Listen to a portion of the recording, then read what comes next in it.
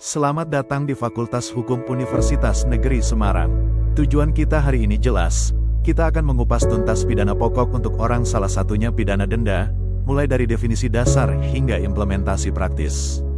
Pastikan kamu sudah siap dengan catatan, karena setelah video ini selesai, kamu akan menguasai dasar hukum, proses pelaksanaan, dan pidana pengganti denda. Yuk, kita langsung ke materi.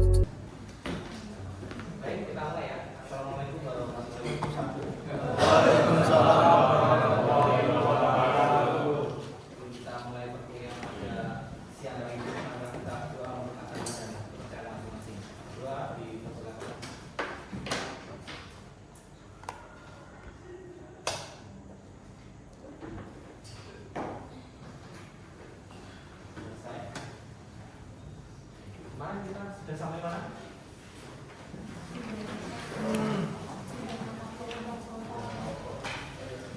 Dana pokok untuk orang. Berarti kalau ada untuk orang, ada untuk badan hukum. Kemarin kita sudah membahas terkait dengan pidana penjara. Salah satunya dalam pidana penjara itu kan ada banyak sekali permasalahan. Kira-kira masih ingat nggak sih permasalahan di dalam pidana penjara sendiri?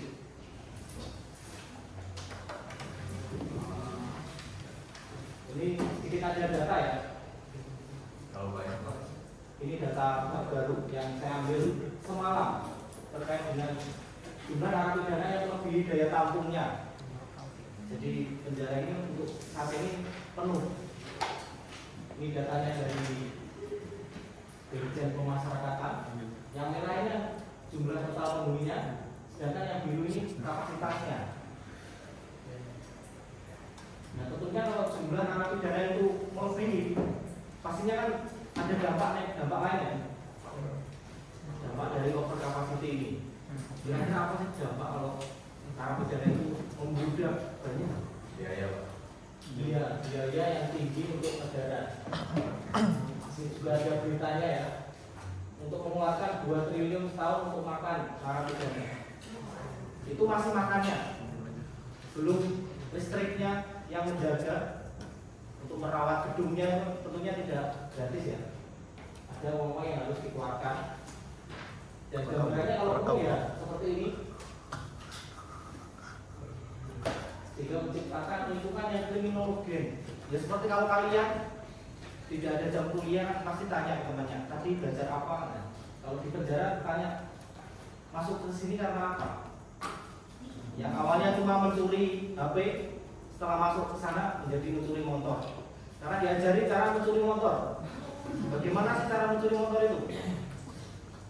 Sehingga ya kalau bisa mencuri motor kenapa harus mencuri HP? Dan dikasih tahu cara kondisi mencuri motor agar hukumannya tidak terlalu berat. Ya mencurinya siang-siang, kalau malam hukumannya berbeda kan. Jadi saat orang sholat ataupun jumatan, saat orang lain ibadah, dia mencuri. Kan orang lain fokus ibadah, dia fokus mencuri, sehingga tidak ketahuan. Itu juga stigma kriminologi yang menjadi akibat dari pidana penjara yang sudah kemarin kita bahas. Ada juga stigma di masyarakat. Orang kalau sudah masuk penjara, tentunya kalau keluar dari masyarakat kan tetap dianggap orang jahat. Mungkin di sini pernah yang masuk penjara? Penelitian saja pernah ada? Belum. Ya jangan sampai ya. Ya minimal penelitian aja. Kalau saya sering bolak-balik di lapas ya penelitian. Dan yang terakhir itu residivisme, karena memang dia di masyarakat tidak diterima, akhirnya dia bingung bekerja apa, mencari makan apa lagi, sehingga dia mengulangi perbuatan yang sebelumnya ya.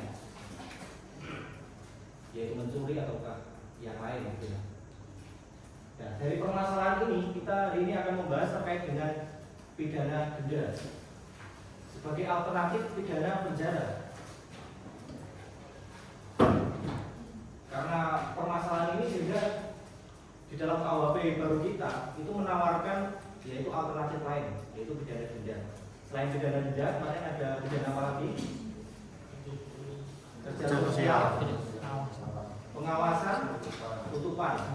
Itu semua alternatif dari pidana penjara yang banyak permasalahan ini. Bahkan kalau kita gali lebih dalam, kalau orang masuk penjara, warganya kan tidak diberi nafkah, baik nafkah lahir dan batin, sehingga keluarganya pun terancam untuk selesai karirnya dalam berkeluarga dan anaknya tidak terurus, sehingga masalah itu yang harusnya kita pikirkan juga, walaupun dia bersalah, karena kita juga memikirkan masa depan dari narapidana itu.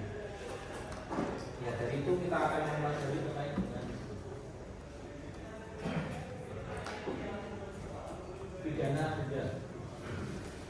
Walaupun banyak pro kontra terkait dengan denda, tetapi ya hukuman tertua selain hukuman mati ya hukuman denda. Mungkin di sini pernah ada yang ditilang lalu denda. Ya kira-kira denda itu efektif nggak sih? Kurang. Ada plus dan minus. Ya, ada plus dan minus. Kalau menengah ke bawah ya. Menengah ke bawah. Ya, di sini dijelaskan. Apakah denda bisa dianggap sebagai hukuman yang ringan dibandingkan penjara? Bisa. Orangnya kaya, Pak. Kalau orangnya kaya. Kalau orang yang nggak punya, tetap berat. Apa lebih membakar motornya daripada membayar denda? Kan ada yang merusak motornya juga daripada harus ditilang. Dan permasalahan yang kedua, menurut Anda apakah adil jika orang kaya lebih mudah membayar denda daripada orang miskin? Nah ini juga problem sekali ya. Kalau aturannya denda, kira-kira orang kaya itu kan mudah daripada orang yang nggak punya. Apakah hukuman ini fair, adil? Karena kalau misalnya tindak pidana biasa juga orang kaya lebih bisa mengayak kalau yang menggolong daripada orang yang miskin. Ya ini dari perspektif yang adil, yang tidak adil, dengan denda tidak adil. Untuk semua masyarakat Indonesia kan ada prinsip equality before the law. Di semua orang itu harus diperlakukan sama di depan hukum. Walaupun artinya tidak diperlakukan sama ya, tapi mendapatkan hak-hak sama yang ada di dalam hukum itu yang telah diatur. Nah, apakah dengan adanya pidana denda ini menguntungkan si kaya dan merugikan si orang yang belum kaya ini? Iya. Iya. Nah, lalu pertanyaan yang ketiga, bagaimana jika terpidana tidak mampu membayar denda? Apakah ada solusi di dalam KUHP baru kita?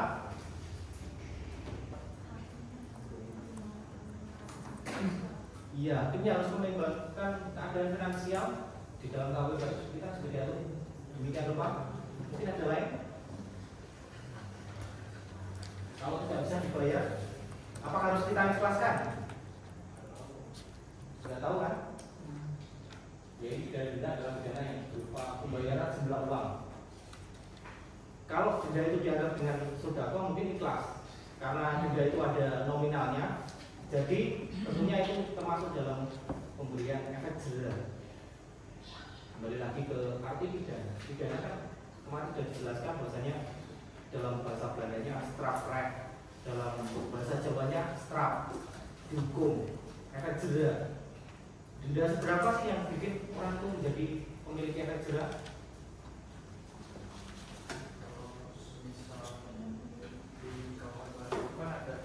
Yang di bawah pidana denda itu ada kerja sosial apa yang bisa diterapkan sebagai pengganti pidana denda. Kalau misalnya kurang mampu membayar semuanya, Bisa. Nanti kita akan bahas terkait itu. Bagaimana kalau orang tidak mampu membayar denda? Kita ikhlaskan atau kita ganti dengan yang lain atau ditingkatkan lagi menjadi pidana penjara yang awalnya yang dipermasalahkan, kita buat alternatif lain. Dan ini kan dari pertanyaan 3 tadi timbullah masalah sosial ya. Nah ini denda untuk perusahaan yang melanggar aturan lingkungan didenda 3,5 M, sedangkan pengrajin tahu yang membuang limbahnya di sungai juga didenda sama 3 M. Limbah di sungai. Nah, permasalahan hukumnya apakah kedua denda ini bisa memberikan efek jerah kepada baik itu perusahaan besar dan pengrajin tahu? Kalau hukumannya sama, dendanya 3 M. Tidak mungkin bagi kalau berat tahu itu berat banget. Sama berat. Tidak. Kalau yang pengusaha besarnya, Iya, salah satunya itu ya. Kalau 3 M ya, dia bisa menjual menjual tidak hanya tahunya saja, melainkan ke rumah-rumahnya. Bahkan perusahaan-perusahaannya terjual untuk membiayai denda ini. Dan sedangkan kalau perusahaan 3M itu hal yang kecil, daripada membuat tempat untuk mengulangi baik mending membayar. Itu ya, tapi kan ini menjadi masalah hukum apakah sebuah denda ini memberikan efek denda yang sama atau tidak. Nah, kan kita akan bahas terkait dengan itu. Nah, ini tujuan perkuliahan pada kali ini ya, tentang pidana denda. Mahasiswa dapat memahami, menganalisis dan mampu mengkaji. Yang pertama terkait dengan dasar hukum, pelaksanaannya, dan apabila tidak bisa dilaksanakan itu penggantinya seperti apa, gitu ya. Kira-kira kalau di sini tujuan kita sudah jelas ya. Yang pertama kita tahu aturannya, yang kedua tahu cara pelaksanaannya itu seperti apa, dan yang ketiga yang telah dilaksanakan lalu tidak bisa dilaksanakan. Nah, solusinya itu seperti apa? Mungkin dari tujuan ini agar kita tidak tersesat dan tidak terlalu lebar. Ada yang mau ditanyakan terkait dengan pidana denda? Belum. Tentunya di dalam dasar hukumnya ada di dalam pasal 78 sampai dengan 84 KUHP yang baru. Di dalam KUHP yang lama itu kan jumlah nominalnya terlalu kecil ya, sehingga efek jerahnya juga tidak ada. Di dalam KUHP baru ini diatur lebih spesifik lagi, dan kalau kalian sudah membaca semua KUHP baru itu, rata-rata 75% itu menggunakan pidana denda sebagai pidana alternatif selain penjara. Yang tujuannya ya di awal tadi bahwasanya pidana penjara itu banyak sekali efek negatifnya, sehingga kita menghindarkan dampak dari efek negatif itu, ya. Nah, dalam memberikan pidana denda kita kembali lagi ke tujuan pemidanaan.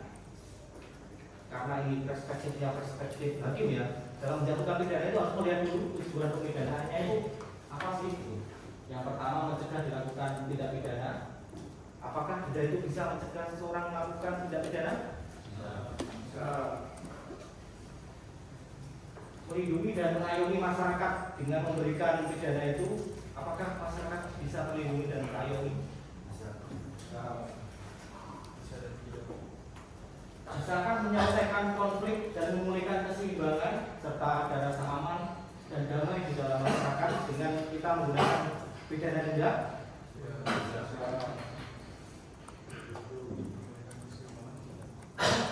Ya, mungkin ada yang bisa, ada yang tidak. Tergantung tindak pidana yang diancamkan di dalam perbuatannya itu. Menumbuhkan rasa penyesalan, membebaskan rasa bersalah pada terpidana. Kira-kira kalau orang sudah membayar, ada nggak sih rasa penyesalan di dalam dirinya? Atau malah dia, oh saya sudah bayar kok.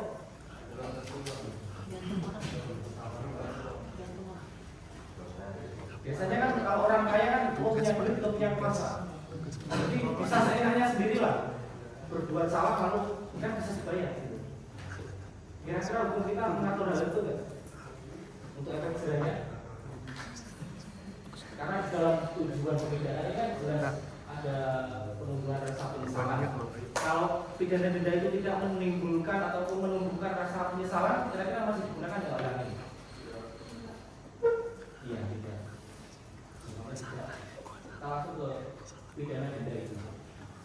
Di gambar ini kira-kira ada yang mau berkomentar terkait dengan gambar ini yang pernah ditilang dan dikenakan pidana denda. Ini denda langsung di tempat itu damai atau damai? Berarti bukan pidana denda ya? Penyelesaian di luar. Kalau pakai stiker TNI Pak. Pakai stiker TNI. Kemarin saya lihat tuh ada stiker yang stiker Banser, tombone TNI, tombone polisi gitu. Kira-kira itu aman nggak sih di jalan? Ya kita kembali lagi ke ini, saat di jalan kan retak sekali ya, dan denda itu digunakan khususnya di dalam hal-hal yang terkait dengan pelanggaran. Seperti kemarin sudah dibahas terkait dengan pelanggaran dan kejahatan, masih ingat? Kalau kejahatan kan jahat dari sononya, dan rata-rata kejahatan itu hukumannya adalah pidana penjara. Sedangkan pelanggaran. Hampir seluruhnya itu denda, kecuali dia membuat onar di tengah masyarakat, itu bisa dikenakan pidana penjara dalam waktu tertentu. Ya, tujuannya hukum pidana kemarin kan masih kan ya, yang pertama melindungi individu, melindungi masyarakat, dan melindungi negara dan pemerintah. Ya, kalau negara dan masyarakat tidak dilindungi dalam bentuk orang itu harus diamankan dalam pidana penjara, kan tidak mungkin juga dipidana denda. Nanti dia akan berulang lagi dan membuat permasalahan di dalam masyarakat. Oke. Jadi definisinya di dalam pasal 78 ayat 1, pidana denda merupakan jumlah uang yang wajib dibayarkan oleh terpidana berdasarkan putusan pengadilan. Yang diselesaikan tidak putusan pengadilan berarti damai, bukan denda ya. Konsepnya saya kira jelas. Nah, ini kategori pemidanaan denda. Ada minimumnya, juga ada maksimumnya. Maksimumnya pun ada kategorinya. Ini baru kalian lihat kali ini. Kok kayaknya ada yang paling besar itu 50 miliar rupiah.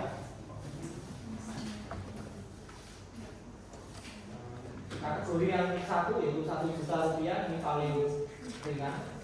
Ini cara membacanya sama seperti pidana penjara kemarin ya. Ada minimum umumnya. Minimum umum di dalam pidana penjara berapa? 1 hari. Sedangkan di dalam pidana denda ini 50.000 rupiah. Jadi hakim hanya dapat menjatuhkan pidana paling rendah yaitu 50.000 rupiah. Sedangkan di dalam ancaman pidananya, perbuatan yang diatur itu di belakangnya ada pidana penjara dan denda, itu diaturnya per kategori. Kalau dulu kan disebutkan nominalnya, sekarang disebutkan kategori. Kategori 1 maksudnya ini maksimum umumnya. Di kategori 1 adalah 1 juta. Berarti apakah boleh hakim menjatuhkan di bawah itu?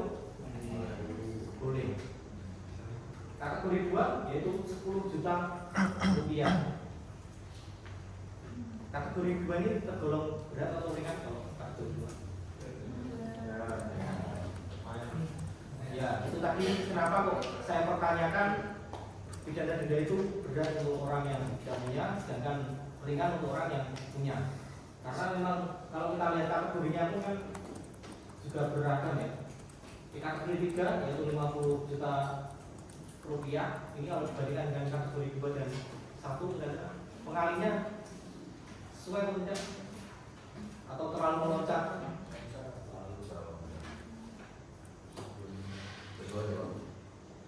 Di kategori 4-nya malah 200 juta rupiah.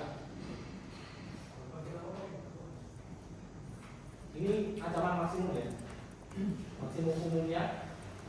Sedangkan kategori 5 ini 500 juta rupiah, setara dengan Pajero dan Fortuner.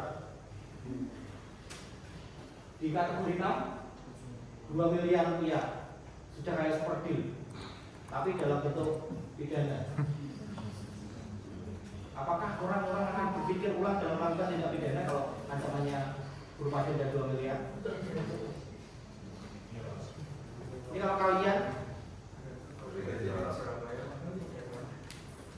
2 miliar hanya di, kalau harus memilih penjara dan 2 miliar, kalian akan milih mana? Hakimnya menjatuhkan 2 miliar, lalu gimana? 2 miliar.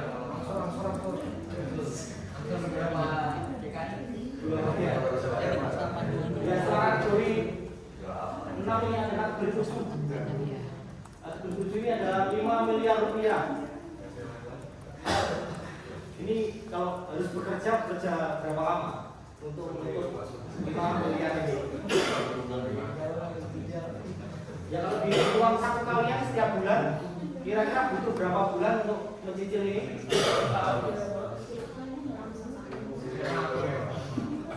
Ya, sampai mati pun kayaknya tidak cukup ya. Ini yang terakhir yaitu ke yang paling tinggi, yaitu 50 miliar rupiah. Kalau ada ancaman 50 miliar rupiah, kira-kira kalau kalian disuruh melakukan tindak pidana, berpikir atau tidak? Ya, berarti ada efektifnya ya. Itu mencegah secara umum agar orang tidak melakukan tindak pidana.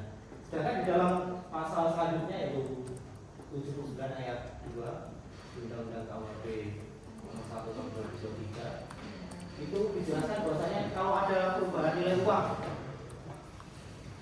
kan kita tidak tahu ya depannya itu sampai kapan KUHP ini akan digunakan. Dan kalau harga uang itu semakin lama semakin menurun, tentunya kan cara merubahnya gampang loh dengan kategori ini.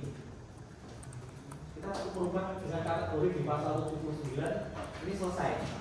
Kalau di dalam KUHP yang lama ini kan merubahnya harus dikalikan berapa gitu. Kalau ini tinggal mengganti kategorinya. Nah kira-kira kalau orang tidak punya lalu juga 2 miliar itu adil tidak? Nah di sini juga diatur terkait hal itu. Tapi masih mempertimbangkan ini agar hukuman itu adil dan seimbang. Di sini ada gambar menyeimbangkan batu ya. Ini bukan sekedar gambar yang menghias PPT saya, tapi ini ada filosofinya. Di mana hakim itu harus menata sedemikian rupa pemikirannya terkait dengan pidana penjara itu. Baik itu hukuman, orangnya, pelakunya ini, gambarnya pelaku itu harus dilihat. Walaupun orang itu bersalah, kita tetap melihat keadaan orang tersebut. Mampu tidak, itu ya, penghasilannya berapa sih, pengeluarannya berapa. Kalau kita pidana segitu, kira-kira dia akan mampu atau akan maksudnya milih pidana lain gitu, atau mengakhiri dirinya sendiri karena ditekan oleh hakim yang tidak adil dan tidak melihat ataupun melihat kategori ataupun melihat terdakwa ini.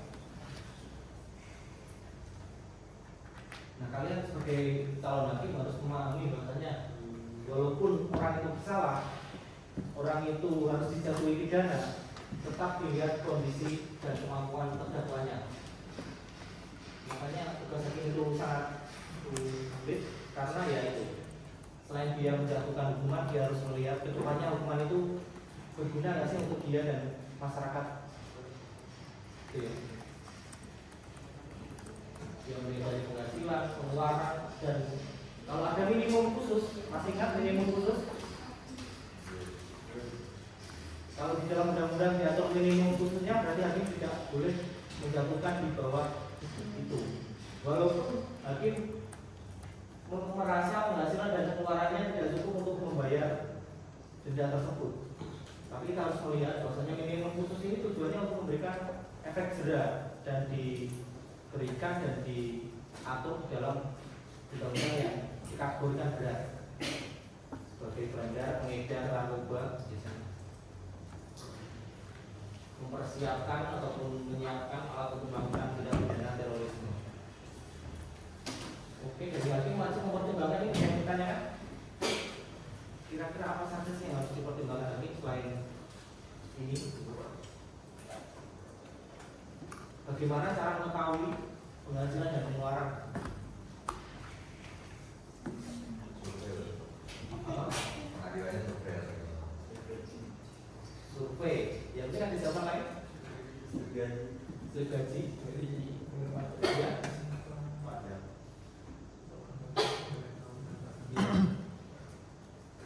Dari pajak. Dari mana? Tahu penghasilan dan pengeluaran. Kan sekarang di Indonesia ini sangat darurat mengeluarkan surat keterangan miskin. Seperti advokat kan sekarang masalahnya itu, orang yang tidak punya harus menunjukkan surat keterangan tidak mampu. Kita minta di kelurahan kan dikasih. Kita datang ke advokat dengan tidak menggunakan apa-apa, yang biasanya menggunakan mas-masan, datang ke advokat tidak menggunakan mas-masan dan bilang terkena musibah dan sebagainya. Di Indonesia kan kerap seperti itu ya. Untuk menghindari hal tersebut, dalam hakim melihat penghasilan dan pengeluaran, kira-kira dilihatnya melalui apa? Apa? Administrasi. administrasi. Ya, administrasi kan salah satu contohnya surat tidak mampu, keterangan tidak mampu. Yang keterangan tidak mampu pun itu bisa dikeluarkan tanpa dilihat mampu tidak mampunya. survei aset sih Pak. Aset yang dia punya. Oke, yang lain? Pemakaian listrik. Ini kayak UKT ya. Pemakaian listrik, PBB, gaji, listrik gaji. Kita lihat lebih lanjut terkait dengan hal itu. Nah, tadi kan dibingungkan bagaimana sih caranya? Ini cara membayarnya. Denda itu ditentukan waktunya di dalam putusan.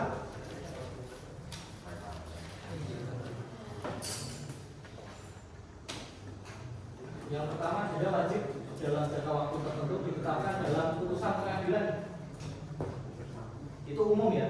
Di dalam KUHP baru kita diatur bahwasanya pidana denda itu dapat dicicil. Sudah seperti beli motor dan beli rumah bisa dicicil. Dapatnya Dan apabila dia dicicil dan ada keterangannya sampai jangka waktunya, dia tidak bisa membayar. Ya, disita dan dilelang oleh jaksa. Terlihat kejam kan sekarang pidana denda, bahkan lebih kejam daripada pidana penjara. Jadi dulu orang berpikir bahwasanya melakukan tindak pidana di penjara kan enak, seperti di hotel rodeo gratis, di tembok ratapan meratapi setiap hari tanpa perlu bekerja. Tapi kalau sekarang ancamannya adalah denda, tidak membayar dia harus mencicil. Tidak bisa mencicil, dia harus mensita semua barang-barangnya. Lalu dilelang untuk melunasi denda tersebut. Kira-kira kalau kalian mau melakukan tindak pidana, berpikir nggak sih?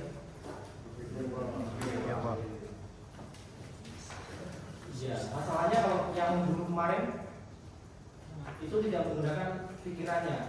Karena dia menggunakan hati ya, sudah apa ya, jenuh, capek dengan perlakuan istrinya, istri siri, sehingga dia membunuh. Karena gelap mata dan gelap pikirannya, dia membunuh. Diancam denda seberapapun beratnya, dia tidak akan memikirkan ini karena memang hatinya sudah penuh dengan dendam dan tidak mungkin dijatuhi pidana penjara. Tidak mungkin dijatuhi pidana denda ya, karena alasannya untuk perlindungan individu, masyarakat dan negara. Kalau dibebaskan, takutnya dia membunuh yang lain karena sakit hati dengan yang lain, tidak ada yang membelanya, padahal dia merasa sebagai korban. Padahal kan ada pilihan lain ya. Kalau kita benci dengan seseorang, tidak suka, pikiran sudah terkunci, tidak bisa berpikir, ya kita pergi saja meninggalkan kondisi tersebut. Kita setelah tidak bisa membayar, disita. Setelah disita ternyata hasil sitanya itu tidak cukup. Gimana? Nah ini, kalau tidak cukup, pidana denda itu dapat diganti dengan alternatif lain. Kecuali kalau kategori 2 ke atas ya, itu tidak bisa diganti dengan yang lain. Ya kalau tidak bisa dieksekusi berarti dia harus naik ke pidana penjara lagi. Ini pidana penjara bisa dijatuhkan lebih ringan ya. Kalau kategorinya di bawah kategori 2. Kategori 2 tadi berapa ancamannya? Iya, 10 juta. Masalah uang kalian paham banget ya. Beda dengan penjara kemarin agak susah. Ini ada pidana penjara harus diganti minimal 1 bulan, maksimal 1 tahun. Dapat diperberat hingga 1 sampai dengan 4 bulan jika ada perbandingan tindak pidana. Cara pidana pengawasan ini 1 bulan sampai dengan 1 tahun dengan syarat sesuai dengan pasal 76. Kemarin sudah dijelaskan bahwasanya ada syarat umum dan syarat khusus. Syarat umumnya tidak mengulangi perbuatan pidana itu syarat umumnya melakukan dan tidak melakukan sesuai dengan putusan yang dibuat nanti.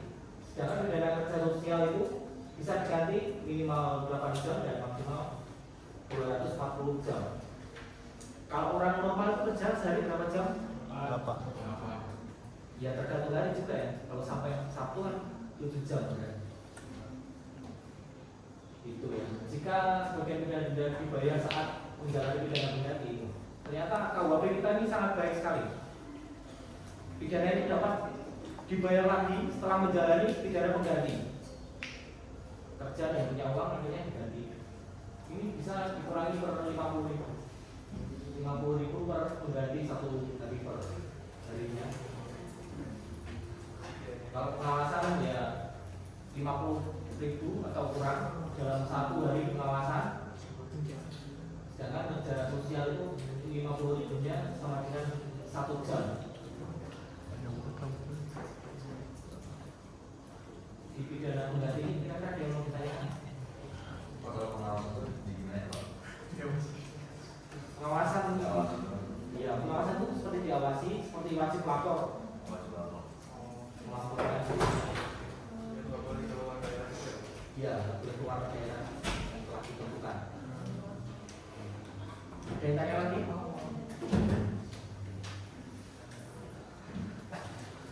Oke, kita ke pertanyaan. Mungkin masih ingat ya tadi?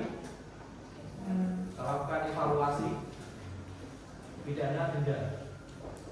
Pidana denda adalah sejumlah uang yang wajib dibayarkan oleh terpidana berdasarkan putusan pengadilan. Ini benar atau salah? Benar. Yang benar silakan angkat tangan. Tidak ada yang salah ya? Oh iya, turunkan. Ini nggak akan tangan sendiri kan? Jawabannya benar ya. Jadi di dalam pengertian di dalam pasal 78 ayat 1 dijelaskan bahwasanya pidana penjara adalah pidana yang wajib dibayarkan oleh terpidana berdasarkan putusan pengadilan. Pertanyaan kedua, dalam penjatuhan pidana denda, hakim wajib mempertimbangkan kemampuan terdakwa dengan memperhatikan kewajiban dan pengeluarannya, kemampuan dan pengeluarannya. Yang merasa jawabannya salah, silakan angkat. Ini karena itu kita atau karena apa? Iya, jawabannya benar. Salah. Yang awal ya. Jangan situ. Jika pidana denda tidak dibayar dalam jangka waktu tertentu, tidak ada konsekuensi hukum yang diterapkan. Yang jawabannya benar silakan angkat tangan.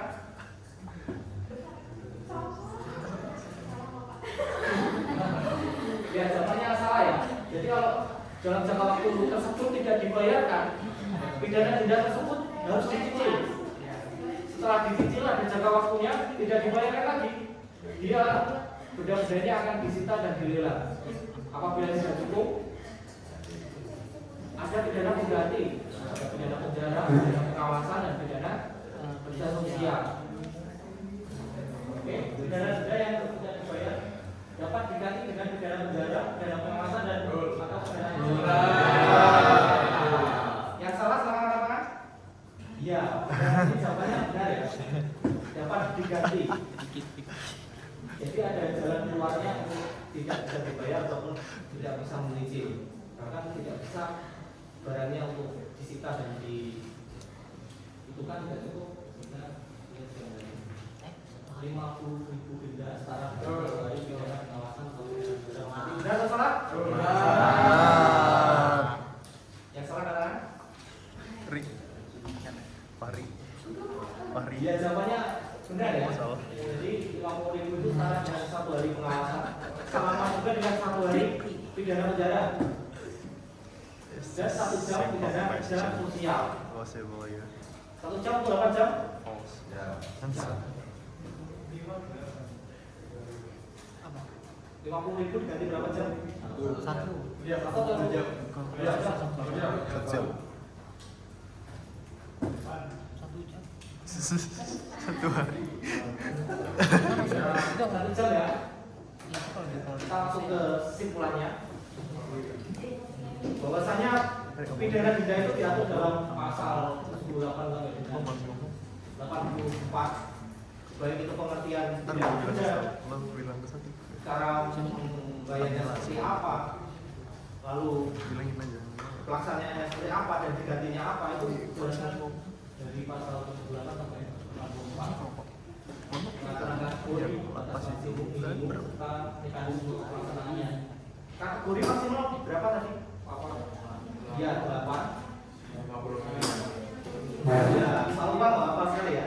Kalau kategori 1 berapa? Juta. Iya, betul. Batas minimum, minimum berapa? 50.000. Maksimumnya tadi. Iya, pidana denda terbukti sebagai alternatif pidana penjara. Ya tadi karena faktor dari pidana penjara yang banyak sekali menimbulkan efek negatif. Di dalam KUHP baru itu diatur lebih jelasnya ataupun alternatifnya itu pidana denda. Hampir semuanya 75% itu dialternatifkan denda. Oke, mekanisme penggantinya bisa diganti dengan pidana penjara, pengawasan dan denda sosial.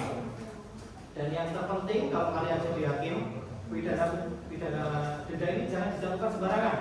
Harus melihat keadaan, status ekonomi dan pengeluaran terdakwa. Jangan sampai hukuman itu bukannya menimbulkan efek jerah, malah menimbulkan efek depresi. Ini orang itu mengakhiri dirinya. Itu kan berarti menghukumnya terlalu. Itu ya. Mungkin ada yang mau ditanyakan di pertemuan kali ini.